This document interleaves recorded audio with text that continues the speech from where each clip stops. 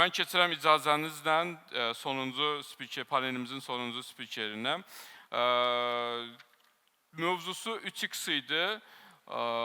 Hamıya maraqlıdır yəqin ki, satışda 3 dəfə artışı necə əldə eləyəcək? Çox iddialı səslənir. Satışı 3 dəfə qaldırmaq. Yəni elə bir herolar, elə bir qəhrəmanlarımız varmı? Görə indi 3 dəfə mi artıracaq, yoxsa başqa bir şey eləyəcək 3 dəfə? Buyurun Talib müəllim, söz sizindir. Salamlayıram hər kəsi. Şəmsi bəy qeyd elədi, mən Talib Abbaszadə 166 yük daşıma logistika şirkətinin CEO-suyam.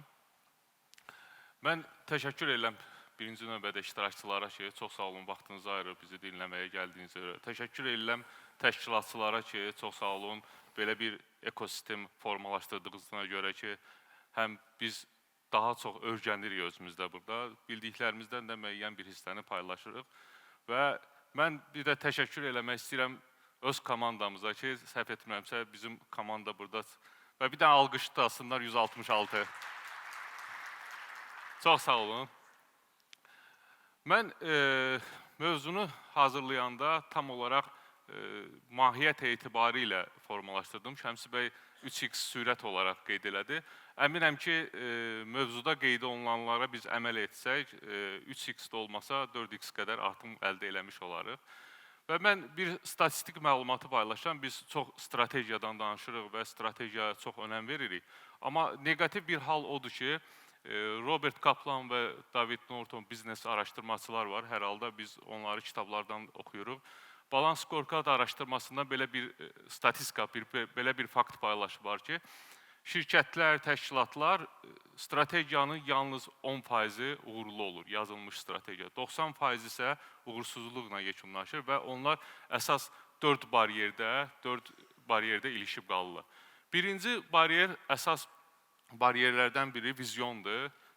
Yəni, mən öz mövzuda bunlara bir növ üstündən keçəcəm. Vizyon bariyeri, yəni biz strategiyada hər şeyi qeyd etmişik, amma əməkdaşlar bu strategiyanın yalnız 5% əməkdaşlar mənimsəyib. İkinci, ən vacib bariyerlərdən biri insan faktorlarıdır. Yəni, mövzuda onları da qeyd eləmişəm. İnsan faktorları, yəni strategiyanın təməl prinsipləri, təməl strategiyanın addımları insanların bir növ nə əmək haqqı mexanizminə uyğunlaşıb, nə də digər gəlirlərinə uyğunlaşıb. Üçüncü ən vacib faktor, Şəmsi bəy, İlham bəyə də o sualı qeyd elədi, idarə etmə faktorudur. Yəni, idarəçilər, strategiyanı yazanlar, strategiya sahibləri, strategiya haqqında çox az məşğul olurlar gündəlik iş həyatlarında. Əsasən, köhnə datalar və yaxud gündəlik rutin işlərlə. Dördüncü, resurs faktorudur. Resurs faktoru çox önəmlidir. Yəni, yazılmış strategiyanın resursu doğru paylanılırmı, ümumən strategiyada qeyd olunan maliyyə axını, strategiyada gündəlik həyat tərzimizdə də uyğun onu formalaşdırmı. Bunun 3 əsas prinsiplərini mən qeyd eləmək istəyirəm. Niyə bu strategiyanın uğursuzluğuna təməl 3 sütun. Bir çox mahiyyətlər var. Mövzumun adından da bu 3 sütunu çıxış eləmişəm. Birinci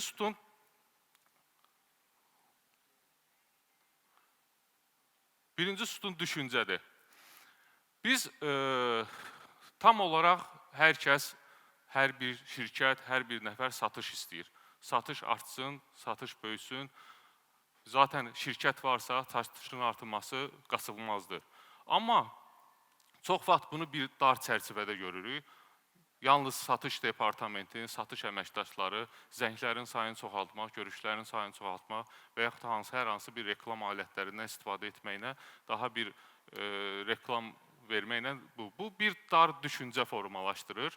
Yəni, satış şirkətin gündəlik qərar vermə sürəti götürsək və düzgün resurs bölgüsü və ən əsası keyfiyyətli xidmətin bir növ təbii məhsuludur. Yəni, bir fəaliyyət deyil, bir nəticədir. Hər gün bu vahid mexanizm üzərində, vahid orqanizm üzərində hərəkət etdikdə satışın artımını görürük. Və bunun ən vacib meyarlardan biri, bu düşüncəni formalaşdıran, düşüncəyə təkan verən ən vacib meyarlardan biri ehtiyacı qeyd olunub. Ehtiyac, biz satış artımı qərarını verəndə, bir satışın bir strategiyasını formalaşdıranda ehtiyacı müəyyən etmirik çox zaman. Bizə nəyə ehtiyac var? Bayaq qeyd etdiyim kimi, əsas meyar kimi hər hansı bir bölmənin artımı, resursun artımı, maliyyə xərclərinin artımıdırsa, burada doğru meyarı tapmaq, doğru ehtiyacı formalaşdırmaq ən təməl sütunlardan biridir. Biz nə etməliyik satış artsın? Biz marketin xərcini artırmalıyıq, biz digər resurslarımızı böyütməliyik, insan resurslarını çoxaltmalıyıq və yaxud bu model, hal-hazırdakı fəaliyyət göstərdiyimiz biznes model bəlkə satış artırma imkan yaratmır. Yəni, ehtiyac meyarını müəyyən etdikdən sonra və əgər müəyyən etməsə halda, əlavə xərc olunmuş investisiya, əlavə xərc olunmuş reklam xərcləri yalnız boğulmuş, yəni daralmış bir pudulka effekti yaratmış bir biznes modelinə əlavə resurs xərcləmək yaradır. Bu, əlavə səmərəsiz inkişafdan başqa bir şey deyil. Əsas meyarı qeyd etdik, ehtiyacı müəyyən etdikdən sonra, əgər bu müəyyənləşmiş ehtiyacı biz sistemləşdirilməyən halda, yəni müəyyən olunmuş bir ehtiyac meyarı var, amma onu sistemləşdirilməyən halda, yaranmış bir artış, müəyyən bir artış, yaranmış bir enerji idarə olunmaz bir xaosa, idarə olunmaz bir nəticəyə gətirib çıxara bilir və hər bir yeni addım, köhnə sistemləşməyən hər bir yeni addım, köhnə modeldən daha çox əməliyyat riskləri, daha çox səmərəsiz bir formada inkişaf elətdirir. Yəni, vacib elementlərdən biridir ki, bunu bir vahid formada, vahid bir infrastruktur altında formalaşdırıb və ondan sonra satışın artım hissini bu strategiyanın ən kritik nöqtəsində də qeyd edilir. Üçüncü, ən vacib addım davamlılıqdır. Ümumən qeyd olunur ki, yəni müəyyən statistik rəqəmlər ölçüləri fərqli ola bilər. Strategiyanın yazılması, strategiyanın qeyd olunması, bu yalnız görülən işin 20%-dir. 15%, 20% müəyyən hissəsidir. Əsas yerdə qalan hissədir strategiyanın davamlılığıdır. Qeyd olunan strategiya, yazılmış bir strategiya, bizim hər gündəlik həyatımızda davamlı şəkildə və eyni keyfiyyətlə davam etdikdə strategiya uğurlu olur.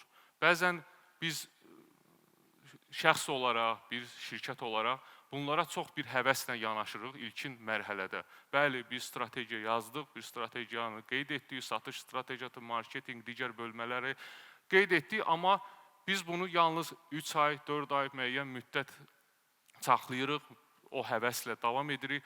Amma bir müddətdən keçdikdən sonra artıq bu yenə köhnə metodlara qaydırıq, köhnə qaydalara formalaşdırırıq və yekunda yenə də bu bir növ belə qeyd olunur ki, məsəl üçün, gündəlik əməliyyat intizamı, o operational disiplin, yəni gündəlik əməliyyat hərəkətimiz, intizamımız standartlarımızın üstündə olmalıdır. Yəni, bizim əhval-ruhiyyəmiz o standartların üstünə qalxmalıdır. Mən bu ilk bənddə qeyd elədiklərimi 2019-cu ildə Biznes İdarəçilik Forumunda çıxış eləyəndə bir mətndə də belə bir forma qeyd eləmişdim həmin çıxışımda. İnsan orqanizmi biznesdə və sistemdən uyğunlaşdırmışdım və indi də həyatımda, iş həyatımda, şəxsi həyatımda bunu əsas prinsip götürürəm və orada 2019-cu ildə mən çıxış eləyəndə bir dənə ayda getdi.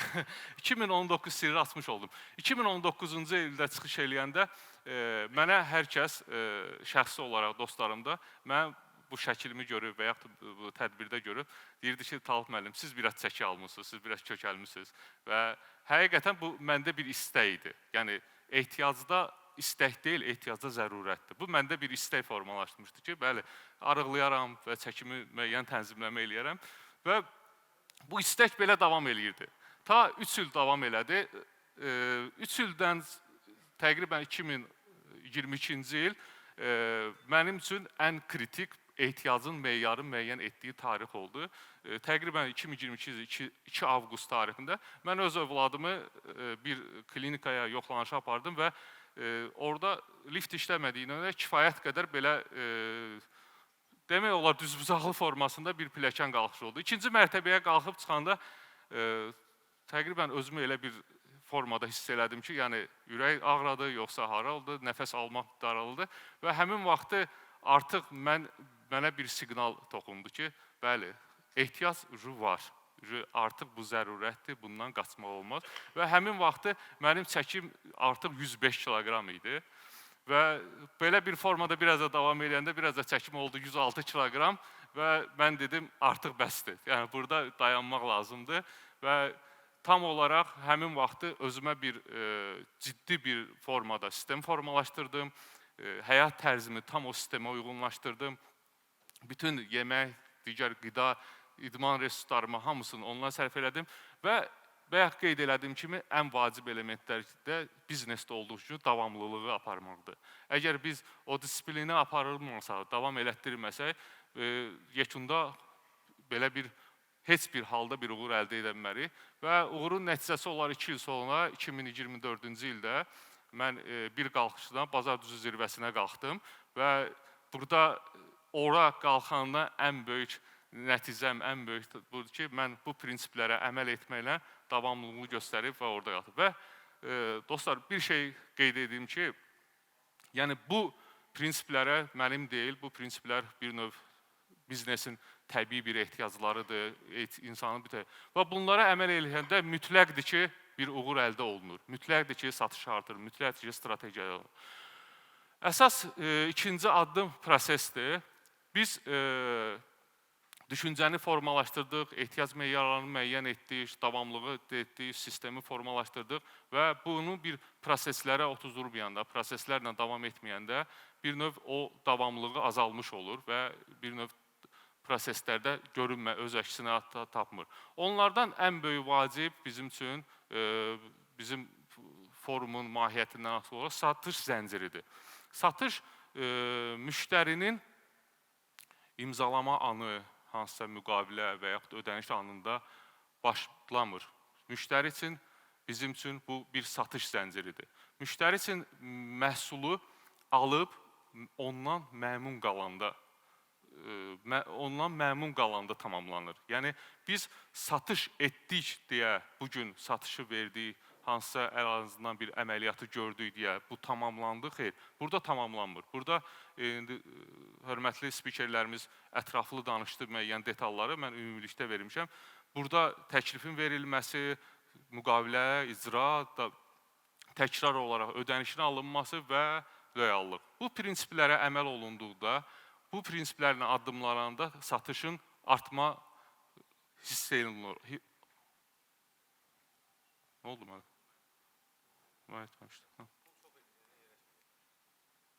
Satışın artması hiss olunur. Əgər bu zəncirin hər hansı bir halqası, hər hansı bir nöqtəsi bir yerdə qırılanda, bir yerdə dayananda bu satışın uğursuzluğuna gətirib çıxarır. Biz bu zəncirin hamısının hər birini sinxron işlənməsinə əsas cavabdeh formada formalaşdırmalıyıq. Məsəl üçün, satışın artma tempi, satışın artması əgər çatdırılma ilə uyğunlaşmayan halda, çatdırılmada uğursuz olan halda, həmin müştəri, həmin satış menecerinin, həmin əməkdaşın gülərüzlüyünə, xoş sözlüyünə, müəyyən komplimentlərinə fikir vermir. Onun gecikməsinə fokuslanır, həmin gecikmə anlığı. Əgər biz satışın artmasını görürüksə, bunlar bir vahid orqanizm formasında hərəkət etməsinin ən vacib elementlərindən biridir.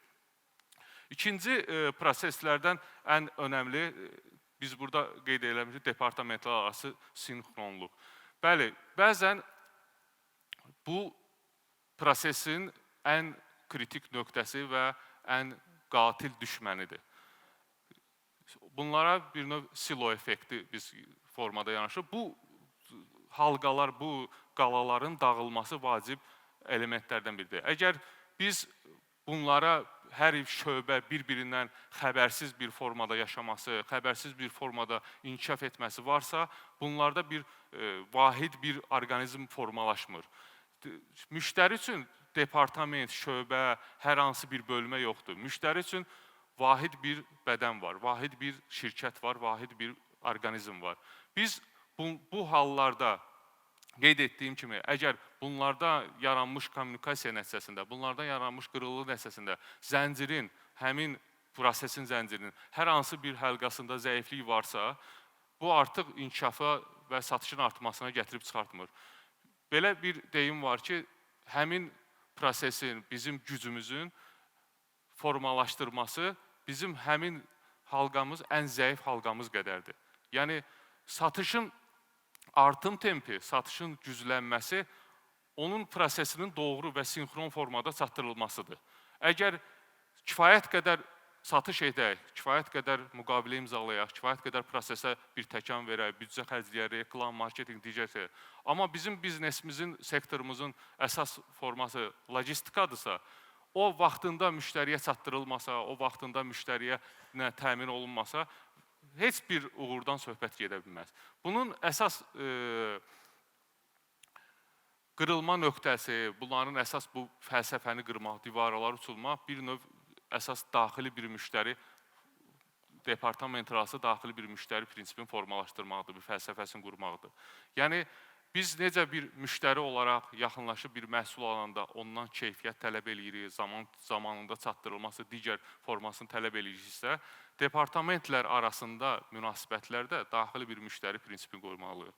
Əgər hər bir departament, hər bir şöbə ondan öncəki və ondan sonraki şöbəyə doğru keyfiyyətlə, doğru zamanda, vaxtında xidməti ötürülməsi və ondan da doğru zamanda digər bölmələrə xidmətin ötürülməsi daxili müştəri prinsipindən işləsə, orada artıq o zəncirin sinxron formada artışını görür və sinxron formada böyüməsinin hiss olunur. Yox, yalnız bir formada boğulmuş bir halda bir zəncirdə qalınırsa, bu bir növ darboğaz effekti yaradır. Üçüncü ən böyük faktor insan faktoru. Biz strategiyada bunu daha çox HR-lar bilir, zalda tanış olduğum, tanıdığım insanlar da var. Mən bu mövzuya çox da üstündən toxunmayacağım, amma əsas kritik məqamları qeyd edəcəm. Bütün strategiya hazırlandı, bütün qaydalar, formalar, proseslər, hər şey tənzimləndi və bizə gələn əsas mahiyyət, əsas meyar insan faktorudur. Yəni, strategiyanın nə qədər gözəl olması, proseslərin nə qədər gözəl olması, hər hansı bir rəqəmsal transformasiya getməsi, hər hansı bir digər müəyyən texnoloji alətlərdən, CRM, ERP-dən istifadə olunması orada olan əməkdaşlarımızın gücü qədərdir, peşəkarlığı qədərdir.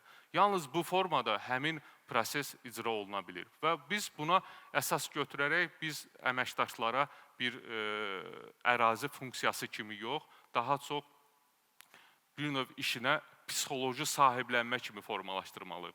Yəni, hər bir əməkdaş elə bir formada həyata keçirilməlidir ki, məsəl üçün, satış əməkdaşı bilməlidir ki, logistikada olan problem mənim də problemimdir. Orada olana yaranacaq uçurum mənə məmnun müştəri qazandırmırsa mənim də problemimdir. Logistikada olan sürücü ərazidə məhsulu təhvil verəndə və yaxud digər satış mağazada əməkdaşla birbaşa ünsiyyətdə olan, hər hansı bir vəzifədə olan əməkdaş, müştəri ünsiyyətdə olan insan məmnun müştəri qazandırmırsa, bu o deməkdir ki, strategiyanın hər hansı bir payına sahib deyil. Strategiyanın artırmasıdır. Biz əməkdaşlarımıza hər hansı bir bu rəqəmlərlə deyə bilmərik ki, bu strategiya yazılıb, 5%, 10%, 20% artım olacaq, gündəlik həyatımıza bu təsir edəcək. Hər bir insan, sahədə olan hər bir əməkdaşlarımız yalnız öz düşüncəsi ilə bir sistem ölçür. Yəni, onun da vacib elementlərindən biri onların özü üçün ölçdüyü əmək haqqıdır. Biz buna, mən bunu tərcümədə belə bir termindən qoymuşam, boşluqsuz KPI-lar. Mən buna yenə dərinliklə yanaşmıram, daxil olmuram, çünki bu HR-ların işidir. Amma vacib məqam odur ki, biz burada boşluqsuz KPI-lar dediyimiz nədir? Tərcümədə inteqrasiya olunmuş KPI-lar nəzərdə tutulur, end-to-end, ucudan axıra kimi KPI-lar. Bütün prosesi əhatə elə bilən KPI-lar formalaşmalıdır. Yəni, əməkdaşın hər bir funksiyası orada o cür formada qeyd olunmalıdır ki, artıq bu əməkdaş orada əgər sürücüdürsə, onun bütün əmək haqqı sistemində qazandırdığı real müştəri və məmnun müştəri formalaşdırmaq. Mən bunu öz кейsimizdə deyirəm, üzr istəyirəm, bir dənə. Biz 166 və 156 şirkəti olaraq keçən il belə bir strategiya qəbul elədik ki, bütün ərazidə olmuş, birbaşa sahədə olmuş əməkdaşlarımız var ki, sürücü heyəti daha çoxdur. Onlardan təqribən 1300-ün üzərindədir. Və biz komanda olaraq formalaşdırdıq ki, onlara maksimal dərəcədə hesablana bilən, özləri üçün real nəticə göstərə bilən boşluqçu KPI-lər formalaşdırdıq. Biz onu 3 mərhələyə böldük. Yalnız indi birinci mərhələsinin işlək mərhələsidir. Artıq o mərhələdə nələr görürük? Yəni, verilən tələblərdən daha çox odur ki, sürücülər sifarişə kifayət qədər həssas yanaşsınlar, kifayət qədər müştəri məmnuniyyəti artırsınlar, boşluqda dayanma vaxtlarını azaltsınlar, uzun məsafələrdə daha çox uzaq məsafələrə gedişlərindən sürətlərini artırsınlar və belə bir nəticə formalaşdı ki, biz əmək haqqı sistemin formalaşdırandan sonra həqiqətən gələn siqnallardan nə idi? Müəllim, siz yanlış elədiniz bu əmək haqqını qoydunuz. Deyirəm, mən də ona cavabım unutdum. Nə üçün? Yəni, yanlışlıq burada nədir? Deyir, yatmış sürücülərin hamısını ayıltdınız. Yəni, həqiqətən əməkdaşların köhnə əmək haqqı formasında hesablanması onların müəyyən qüsurlarından hərəkətliyini limitləyirdi, hərəkətliyini artırırdı və nəticə etibarı olaraq birinci mərhələdə olan əmək haqqı sistemi qeyd elədiyim kimi boşluqsuz KPI-lara formalaşdıran kimi kifayət qədər real göstəricilər göstərə bildi. Təşəkkür edirəm, çox sağ olun diqqətinizə görə. Təşəkkür edirik. Talib müəllim, bir neçə dəqiqə zamanı açsanız da totalda hədəfi vurduq. Çünki 3 spikerin total çıxışı 45 dəqiqə çəkdi. Əsas günün sonunda illik hədəfdir, biz də onun içində qaldıq deyənə. Uğurlu saya bilərik özümüzü. Talib müəllim, bir son cümlənizə bir kiçik bir əlavəm olacaqdır ki, həqiqətən də əməkdaş şirkətə nəsə qazandırdığını hiss eləyəndə daha çox işləyir. Çünki şirkətdə əməkdaşlar həmişə düşünür ki, şirkət qazanır. Amma artıq siz deyiniz, ona da qazandırdığınız üçün düşündü ki, hər fəaliyyətimdə həm mən qazanırım, həm şirkət qazanır. Onun üçün daha çox işləməyə başlayıblar. Bu кейsi danışmışdınız bizə də. Yəni, çox uğurlu və məncə tətbiq oluna bilən bir keysdir ki, hər əməkdaş satış prosesinin hissəsində olan əməkdaş hər fəaliyyətində qazanc yaradırsa, daha da faydalı olur. Sizə bir sual verim. Yenə də çıxışınızla bağlı sualları indi sual-cavab raundunda verəcəm mən. Amma Talib müəllim bir maraqlı bir keys var burada onunla bağlı. İlk başlayanda komandasına təşəkkür elədi və komandası da alqışladı. Mən bir sualım bu formadadır ki, biz bu tipli forumlara bir çox əməkdaşlar gəlmək istəyirlər, amma onların qarşısında həmişə fərqli maneələrlə rastlaşır. Sizin buradan CEO-lara, yəni gələcəkdə olan CEO-lara, başqa yerdə olan CEO-lara, burada olan olmayanlara mesajınız nə olar ki, niyə əməkdaşları bu forumlara göndərsinlər? Niyə? Bax, sizdə əməkdaşlar, kifayət qədər əməkdaşlar var. Yəqin ki, siz spikersiniz deyə gəlməyiblər. Forumdan faydalanması üçün gəliblər. Yəni, onlara, o CEO-lara nə mesajınız olardı ki, niyə əməkdaşlarını göndərsinlər forumlara? Ümumən, əməkdaşların fəaliyyəti tam olaraq ofis daxilində, şirkət daxilində olmasının lüzum görülmür. Yəni, yalnız bütün peşəkarlığını, göstəricilərini ofisdə. Onlar bir növ bazardan da kifayət qədər. Biz necə çıxışımın ilk öncədə qeyd elədim ki, biz də öyrənməyə gəlirik. Həqiqətən mən də spiker kimi də iştirak eləmişəm və yaxud iştirakçı kimi də olmuşam. Əməkdaşlar da bundan daha çox ən böyük hədəf networking qurulması, əməkdaşların daha çox bazarda tanınması, daha çox кейslərin öyrənilməsi və bunun üçün vacibdir. Yəni biz bunu daimi olaraq istifadə edirik və açıqdırlar, bütün forumlarda iştirak edə bilirlər. Əla, təşəkkür edirik.